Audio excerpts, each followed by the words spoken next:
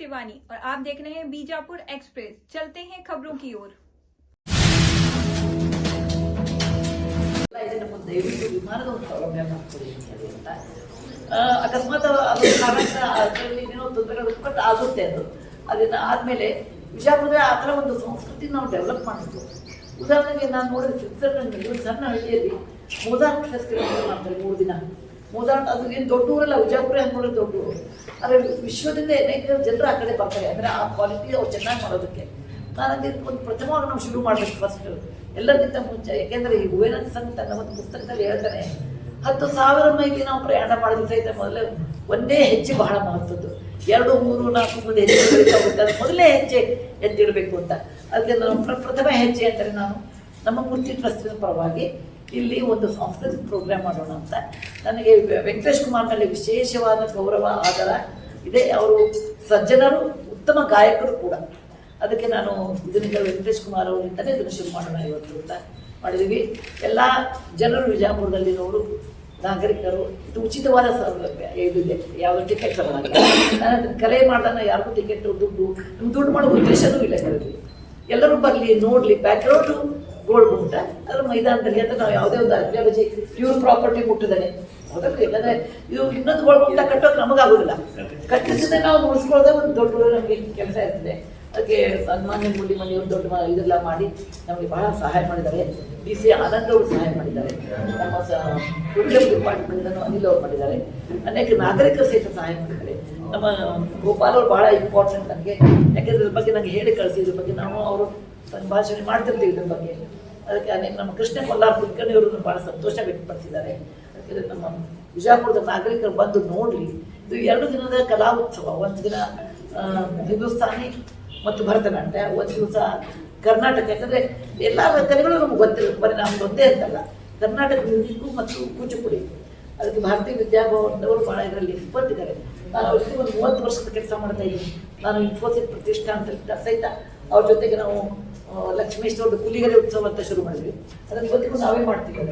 ನಾವು ಸರ್ಕಾರದಿಂದ ಇದು ತಗೊಳ್ಳಲ್ಲ. ಇದು ಸಹಿತ ಮೂರ್ತಿ ಟ್ರಸ್ಟ್ನವರೇ ಇದೆಲ್ಲ ಹಣದ ಜವಾಬ್ದಾರಿ ತಗೊಂಡಿರ್ತಾರೆ.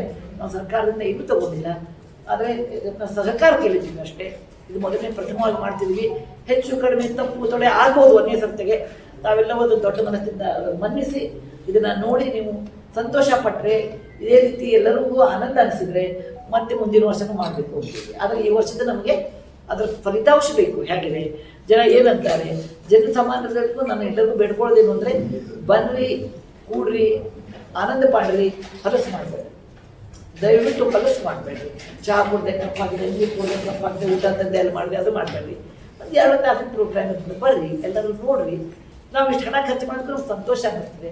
ಮತ್ತು ಮರೆತ ಹೋದ ಈ ಉತ್ಸವವನ್ನು ಮತ್ತೆ ಪುನರುಜ್ಜೀವಿಸಬೇಕು ಅಂತ ಮೇನ್ ಉದ್ದೇಶದಿಂದ ನಾನು ಮಾಡ್ತಾ ಇದ್ದೀನಿ. ಹೊರತು ಅನ್ಯಥಾ ನನಗೆ ವೈಯಕ್ತಿಕವಾಗಿ ಯಾವುದೂ ಲಾಭ ಇಲ್ಲ ಇದರಲ್ಲಿ ಅಂತ.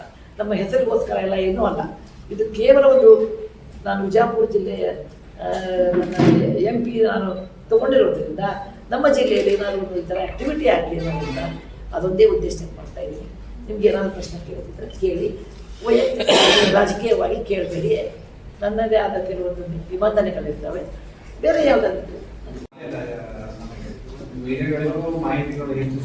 ಇದು ನಾವು ಒಂದೇ ಸರ್ತಿ ಮಾಡೋದ್ರಿಂದ ನಮಗೆ ಯಾವ ರೀತಿ ಮಾಡಿದರೆ ಹೆಚ್ಚು ಪ್ರಚಾರ ಆಗುತ್ತೆ ನಮ್ಗೆ ಗೊತ್ತಿರಲಿಲ್ಲ. ನಾವು ಇನ್ಸ್ಟಾಗ್ರಾಮ್ ಹಾಕಿದ್ವಿ, ಆಮೇಲೆ ನಾನು ಇಲ್ಲಿ ಇರುವುದಿಲ್ಲ. ಅಕಸ್ಮಾತ್ ನಾನು ಇಲ್ಲೇ ಇರ್ತಿದ್ರೆ ನಾನು ಇದನ್ನು ಹೆಚ್ಚು ಮಾಡ್ತಿದ್ದೆ. ಅದ್ರ ಬಗ್ಗೆ ಮಾತಾಡೋದು, ಜನರು ತಿಳಿಸೋದು, ಏನಾದ್ರು ಮಾಡ್ತಿದ್ವಿ. ಆದರೆ ನಾವು ಇರೋದು ಬೆಂಗಳೂರು, ನಾ ಇರೋದು ದಿಲ್ಲಿ. ಸೊ ನಮ್ಮ ಕೈಯಿಂದ ಈ ಸರ್ತಿ ಏನು ನಾವು ಮಾಡಿದ್ದೀವಿ, ಏನು ಕೊರತೆ ಇದೆ ನೀವು ತಿಳಿದ್ರೆ ಮುಂದಿನ ಸರ್ತಿ ನಾವು ಅದನ್ನು 1 ತಿಂಗಳ ಮುಂಚೆನೇ ಪ್ರಚಾರ ಮಾಡಿದ್ರೆ ಮಾಡ್ತೀವಿ. ಇದು ನಾವು ಶುರು ಮಾಡಿದ ಮೇಲೆ ಮುಲಿ ಮನೆಯವರು ನಮಗೆ ಅನುಮತಿ ಕೊಟ್ಟ ಮೇಲೆ ನಾವು ಮಾಡಲಿಕ್ಕೆ ಅಂದರೆ ನಮ್ಗೆ ಟೈಮ್ ಭಾಳ ಉಳಿಯುತ್ತೆ. ಯಾಕಂದರೆ ಆರ್ಕಿಯಾಲಜಿಯಿಂದ ಅನುಮತಿ ಬೇಕಾಗ್ತದೆ. ಅದಕ್ಕೆ ನೆಕ್ಸ್ಟ್ ಇಯರ್ ನಾವು ಇದನ್ನು ಮುಂಚೆ ಶುರು ಮಾಡ್ತೀವಿ. ನೀವು ನಮಗೆ ಸಲಹೆ ಕೊಡ್ರಿ, ಯಾವ ರೀತಿ ಮಾಡಿದ್ರೆ ಜನಕ್ಕೆ ಅರ್ಥ ಆಗುತ್ತೆ, ಬೇಗ ಬರ್ತಾರೆ ಅಂತ ನಾವು ಮಾಡ್ತೀವಿ. ಮೇಡಮ್, ಕೆಲವೊಂದು ಎನ್ಸಿಯಂಟ್ ಮುನವರಿಸು ಈ ಇಲ್ಲಿಗಲ್ ಘೋಷಣೆಯಿಂದ ಅದ್ರ ಬಗ್ಗೆ ಅದು ನನ್ನ ಕೈಯಲ್ಲಿಲ್ಲ. ಇಲ್ಲಿ ಮುಲಿ ಮನೆಯವ್ರು ಕೂತಾರೆ, ಅವ್ರಿಗೆ ಯಾಕಂದ್ರೆ ನನ್ನ ಕೈ ಬರೋದು ನನ್ನ ಪರಿಧಿ ಇಷ್ಟೇ ಇರೋದು. ನನ್ನ ಪರಿಧಿ ಆಚೆಗೆ ನಾ ಏನು ಮಾಡ್ಲಿಕ್ಕೆ ಬರ್ತೀನಿ. ಟೂರಿಸಂ ಡಿಪಾರ್ಟ್ಮೆಂಟ್ನವ್ರು ಇದ್ದಾರೆ. ಇದು ಸ್ಟೇಟ್ ಟೂರಿಸಮ್ ಬರ್ತದೆ ಅಲ್ವಾ ಸರ್? ಸ್ಟೇಟ್ ಟೂರಿಸಮ್ ಬಂದಾಗ ಅದು ಇಲ್ಲಿಯ ಸರ್ಕಾರ ಮಾಡಬೇಕಾಗ್ತದೆ. ಕಟ್ಟಡಗಳಿರ್ತಾವೆ. ಯುನೆಸ್ಕೋ ಪಟ್ಟಿ ಗೋಲ್ಗುಂಬಟ ಸೇರ್ಪಡೆ ಆಗೋದು ಬಹಳ ದಿನಗಳು. ಹೌದು, ನಾನು ಅದ್ರ ಬಗ್ಗೆ ಮಾತಾಡ್ತೀನಿ. ತಾವು ನೋಡಿರ್ಬಹುದು ಲೋಕಸಭೆಯಲ್ಲಿ. ಅದಕ್ಕೆ ಅಂದ್ರೆ ಯುನೆಸ್ಕೋ ಪಟ್ಟಿಗೆ ಏನಿರುತ್ತೆ ಅಂದ್ರೆ ಸುಮಾರು ಪ್ರತಿಯೊಂದು ರಾಜ್ಯದಿಂದ ಬಂದಿರುತ್ತೆ. ಅದಕ್ಕೆ ಅದು ದೊಡ್ಡ ಲಿಸ್ಟ್ ಇರ್ತದೆ. ಒಂದು ವರ್ಷಕ್ಕೆ ಒಂದೇ ಮಾನ್ಯುಮೆಂಟ್ ಅವ್ರು ಮಾಡ್ತಾರೆ. ನಮ್ಮ ಹತ್ರ 1000 ಮಾನ್ಯುಮೆಂಟ್ ಇದ್ರು ಸಹಿತ ಅವ್ರು ಇಡೀ ಜಗತ್ತಿನಲ್ಲಿ ಒಂದೇ ವರ್ಷಕ್ಕೆ ಒಂದೇ ಮಾಡ್ತಾರೆ. ರಾಮಪ್ಪ ಟೆಂಪಲ್ ಮಾಡಿದ್ರು, ತೆಲಂಗಾಣದಲ್ಲಿ ಮಾಡಿದ್ರು. ಶಿವಾಜಿ ಫೋರ್ಟ್ಸ್ ಈ ವರ್ಷ ಮಾಡಿದ್ರು. ಆಸಾಮದಲ್ಲಿ 14 ವರ್ಷದ ಒಂದು ಹಳೆದಿನ ಇತ್ತು, ಅದನ್ನು ಮಾಡ್ತಾ ಇದ್ದಾರೆ. 3000 ವರ್ಷದ ಇತಿಹಾಸ ಇರುವ, 2500 ವರ್ಷದ ಇತಿಹಾಸ ಇರುವ ಸಾರನಾಥ್ ಇನ್ನೂರು ಆಗಿಲ್ಲ. ಆಶ್ಚರ್ಯ ಆಗ್ಬೋದು ನಿಮಗೆ. ಅದು ಈ ವರ್ಷಕ್ಕೆ ಕ್ಯೂದಲ್ಲಿ ನಿಂತ್ಕೊಂಡಿದೆ. ಸೊ ಅದು ಒಂದು ಕ್ಯೂದಲ್ಲಿ ಇರುತ್ತೆ ಪ್ರತಿಕ್ರಿಯೆ. ನಾನು ಆದಷ್ಟು ಪ್ರಯತ್ನ ಪಡ್ತೀನಿ. ಅಂದ್ರೆ ಇದು ಕ್ಯೂಗೆ ಹೋಗ್ತಾ ಇಲ್ಲ, ಅದೇ ಸಮಸ್ಯೆ. ಅದು ನಿಮ್ಗೆ ಯಾಕೆ ಗೊತ್ತು ಕ್ಯೂ ಹೋಗಿಲ್ಲ ಅಂತ? ಅಂದ್ರೆ ಇಲ್ಲಿಂದ ಯಾವ ಪ್ರಸ್ತಾವನೆ ಹೋಗಿಲ್ಲ ಇದುವರೆಗೂ ಅಂತ ಹೇಳಿ ಜಿಲ್ಲಾಡಳಿತದಿಂದ ಅಲ್ಲ, ಇಲ್ಲಿಂದ ಪ್ರಸ್ತಾವನೆ ಹೋಗಿದ್ದು ಇಲ್ಲಿಗೆ ಬಂದ್ರೆ ನಾನು ಅದನ್ನು ಫಾಲೋ ಅಪ್ ಮಾಡ್ತೀನಿ. ಕಳಿಸೋದು ನಿಮ್ಮೆಲ್ಲರ ಜವಾಬ್ದಾರಿ ಇಲ್ಲಿಂದ. ಯಾಕಂದ್ರೆ ನನಗೆ ಅಲ್ಲಿ ಹೋಗಿ ಗೊತ್ತಾಗಲ್ಲ ಇದು ಜಿಲ್ಲೆಯಿಂದ ಬಂದಿದೆಯೋ ಇಲ್ಲ ಅಂತ. ನಾನು ಮೊನ್ನೆ ತಮಿಳುನಾಡು ಬಗ್ಗೆ ಮಾತಾಡ್ಬೇಕಾದ್ರೆ ನಾನೇ ಎದ್ದು ಹೇಳಿದೆ, ಶ್ರೀರಂಗಮನ್ನು ಕೇಳಿಸ್ರಿ, ಕ್ಯೂ ಕಳಿಸ್ರಿ. ಆದ್ರೆ ಅವ್ರು ಏನು ಹೇಳಿದ್ರು, ನಮ್ಮ ಮಿನಿಸ್ಟರ್ ಏನು ಹೇಳಿದ್ರು, ಮಂತ್ರಿಗಳು ಹೇಳಿದ್ರು, ರಾಜ್ಯಗಳಿಂದ ಡಾಕ್ಟರ್ ಇರ್ತಾರೆ, ಅದರಲ್ಲಿ ಜಿಲ್ಲೆಯಿಂದ ಕಳಿಸ್ಬೇಕು, ಅವ್ರನ್ನ ಕ್ಯೂದಲ್ಲಿ ಹಾಕ್ತೀವಿ. ಮತ್ತೆ ಪ್ರಿಯಾರಿಟಿ ನೋಡ್ತೀವಿ, ಯಾವುದು ಎಷ್ಟು ಪುರಾತನ ಇದೆ ಅದಕ್ಕೆ ಅಷ್ಟು ಪ್ರಿಫರೆನ್ಸ್ ಇರ್ತದೆ. ಈಗ ಗುಜರಾತ್ನಲ್ಲಿ ಲೋಥಲ್ ಅಂತಿದೆ, ಅದು 5,000ರಿಂದ 7,000 ವರ್ಷ ಹಿಂದಿದ್ದು, ಅದು ಇನ್ನೂ ಕ್ಯೂದಲ್ಲಿ ಬಂದಿಲ್ಲ. ಅದಕ್ಕೆ ನೀವು ಎಲ್ಲರೂ ಸೇರಿ ಆ ಡೊಸೇರ್ನಲ್ಲಿ ದಿಲ್ಲಿ ಕಳಿಸೋ ವ್ಯವಸ್ಥೆ ಮಾಡಿ. ನಾನು ಅದನ್ನು ಫಾಲೋ ಮೇಡಮ್, ನೀವು ಕೇಳಬೇಕು, ಹೆಣ್ಮಕ್ಳು ಕೇಳಿ ತುಂಬ ಇರುತ್ತೆ. ತಮ್ಮ ರಶ್ಮಿ ಬೇರೆ ಕಾಣ್ತಿದ್ದೀವಿ.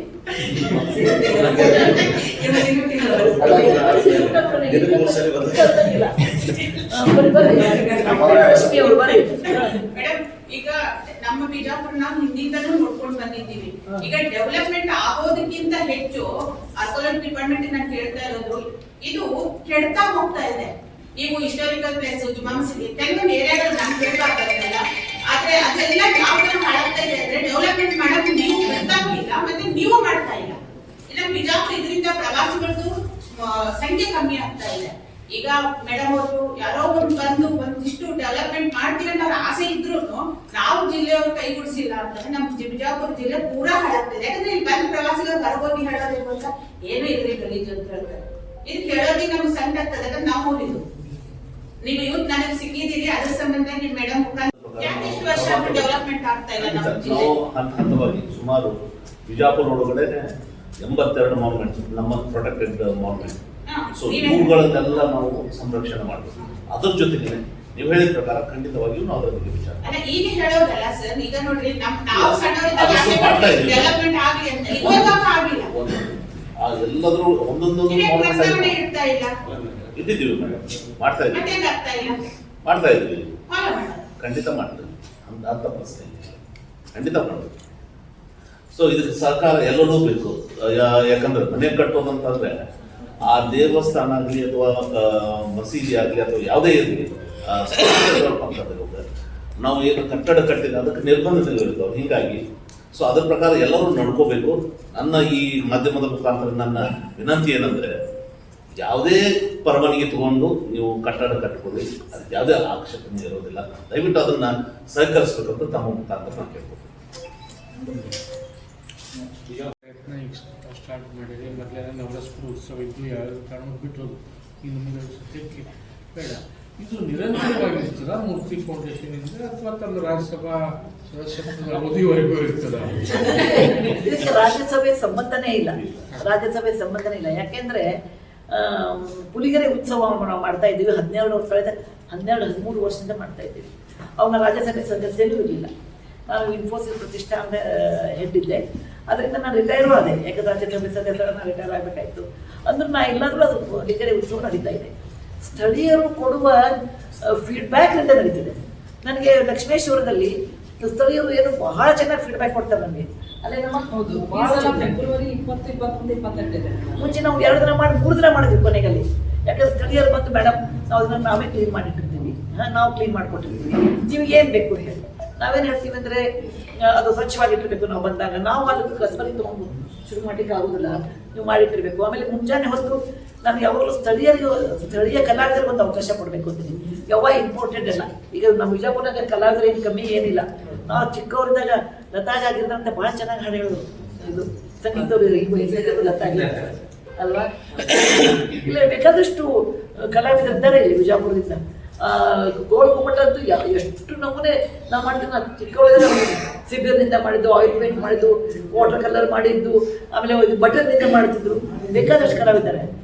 ಅದಕ್ಕೆ ನಾನೇನು ಹೇಳ್ತಾ ಇದು ನೀವೆಲ್ಲ ಫೀಡ್ಬ್ಯಾಕ್ ಸರಿ ಕೊಟ್ಟರೆ ಮುಂದಿನ ವರ್ಷ ಮುಂಜಾನೆ ಹೊತ್ತು ನಾನು ಅವ್ರಿಗೆ ಭಾರತೀಯ ವಿದ್ಯಾಭವನದವ್ರಿಗೆ ಹೇಳ್ತೀನಿ. ಏನಂದರೆ ಮುಂಜಾನೆ ಹೊತ್ತು ಸ್ಥಳೀಯ ಕಲಾವಿದರಿಗೆ ಒಂದು ಚಿತ್ರ ಬಿಡಿಸೋದು, ಅವ್ರದ್ದೊಂದು ಪ್ರೋಗ್ರಾಮ್ಗೆ ಮುಂಜಾನೆ ಒಂದು 2-3 ತಾಸು ಕೊಡೋಣ. ಆಮೇಲೆ ಸಾಯಂಕಾಲ ನಾವು ಬೇರೆ ಬೇರೆ ರೀತಿಯ ಕಲೆಗಳನ್ನು ಇಂಟ್ರೊಡ್ಯೂಸ್ ಮಾಡೋಣ. ನೀವು ಕೊಡುವ ಸಹಕಾರದ ಮೇಲೆ ಅದು ಇದೆ. ನೀವು ಸಹಕಾರ ಚೆನ್ನಾಗಿ ಕೊಟ್ಟರೆ ನಾವು ಖಂಡಿತ ಇದನ್ನು ಮುಂದುವರಿಸಬೇಕು ಅಂತೀವಿ. ನನ್ನ ಮನಸ್ಸಲ್ಲಿ ಬಹಳ ಪ್ಲ್ಯಾನ್ಸ್ ಇದೆ. ಅದು ನನಗೆ ನಿಜವಾಗಿ ಅದು ಆಗ್ತವೆ ಗೊತ್ತಿಲ್ಲ. ರಶ್ಮಿ ನೀವೆಲ್ಲ ವಿಚಾರ ಮಾಡಬೇಕು. ಏನಂದ್ರೆ ಪ್ರತಿ ವರ್ಷ ಗೋಲ್ಡ್ ಗುಮ್ಮಟ ಯಾಕೆ ಮಾಡಬೇಕು? ಒಂದು ವರ್ಷ ಗೊತ್ತು.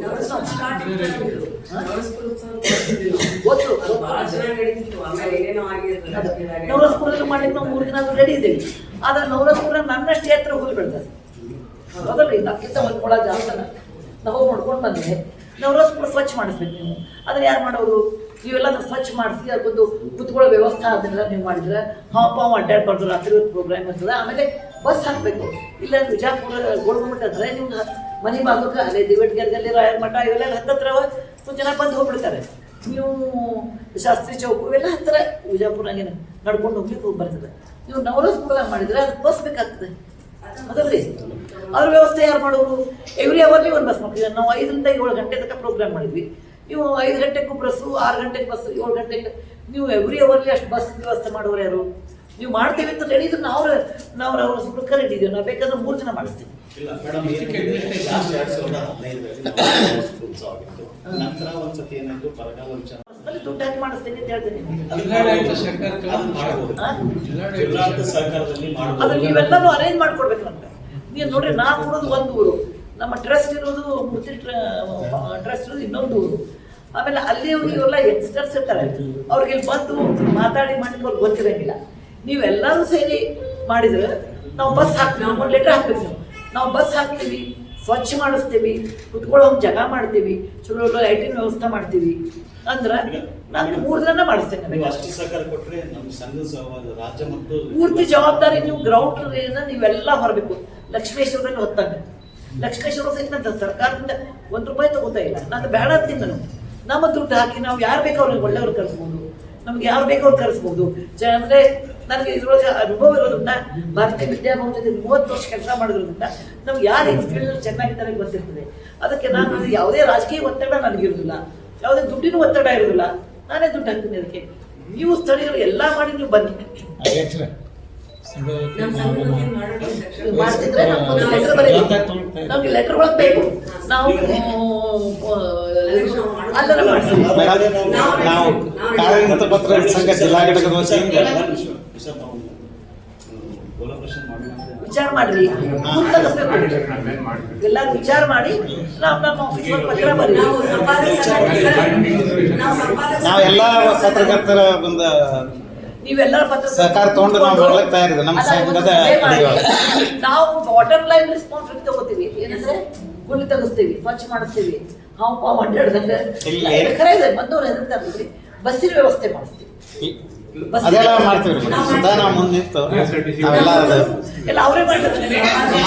ಮಾಡ್ತೀವಿ. ಈಗ ನೀವು ತಗೊಂಡು ನೀವು ಮಾಡಿದ್ರೆ ನಮ್ಮ ಮುಲಿ ಬಂದು ಇವರು ಅರ್ಕಿಯಾಲಜಿ ಅವರು ತಗೊಂಡ್ರಿ. ಯಾಕಂದ್ರೆ ಇದನ್ನು ಅವ್ರ ಸಹಕಾರ ಇಲ್ಲದ ಮುಗಿ ಇಂಥವು ಯಾವ್ದು ಮಾನ್ಯುಮೆಂಟ್ ಮಾಡ್ಲಿಕ್ಕೆ ಬರೋದು. ಅವ್ರಿಗೆ ತೊಂದರೆ ಆಗ್ತದೆ. ಅದಕ್ಕೆ ನೀವು ಎಲ್ಲ ವಿಜಯಪುರದ ನಾಗರಿಕರ ಪತ್ರಕರ್ತರು ಕೂತ್ಕೊಂಡ್ರೆ ಮಾತಿನಿಂದ ನಾನು ನವರಸ ಉತ್ಸವ ಮುಂದಿನ ವರ್ಷ ಬೇಕಂದ್ರೆ ಮಾಡಿಸ್ತೇನೆ. ನಾವು ನಿಮ್ಗೆ ಎಲ್ಲ ರೀತಿಯಲ್ಲ. ಆದ್ರೆ ಈ ವರ್ಷ ನಮ್ಮ MP ಪಾಟೀಲ್ ಮಾಡಿಸ್ತೀನಿ ಅಂತ ಹೇಳ್ಯಾರೆ. ಅವ್ರು ಈ ವರ್ಷ ಮಾಡಿಸಿದ್ರೆ ಮುಂದಿನ ವರ್ಷ ಮಾಡಿಸ್ತೀನಿ. ನಮ್ಗೇನು ತೊಂದರೆ ಇಲ್ಲ. ಅದು ಬೇಡ, ನಿಮ್ದು ಆಸಾರ ಮಹಲ್ ಅಲ್ಲ, ಇದು ಯಾವುದಂದ್ರೆ